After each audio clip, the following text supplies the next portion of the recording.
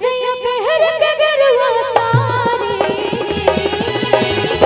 सजनवा हमरो के बलवा हमरो के सजनवा हमरो के बलवा हमरो के सजनवा हमरो के धराई बस कोनो गाड़ी सजनवा हमरो के धराई पटना से कोनो गाड़ी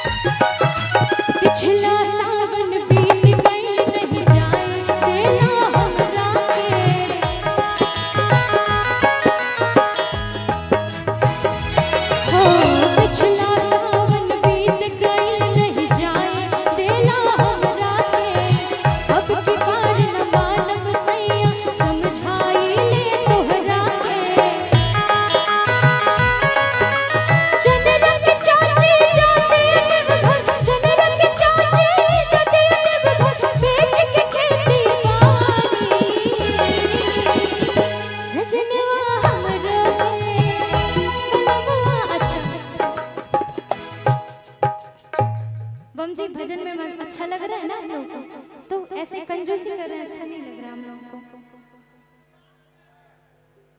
क्योंकि हम सभी कलाकारों को आप लोगों का प्यार आशीर्वाद ही चाहिए होता है। इसीलिए भजन में थोड़ा थोड़ा मीठी मीठी तालियों का साथ देंगे तो हम लोग को बहुत अच्छा लगेगा। क्या बात। सजनवा हमरो के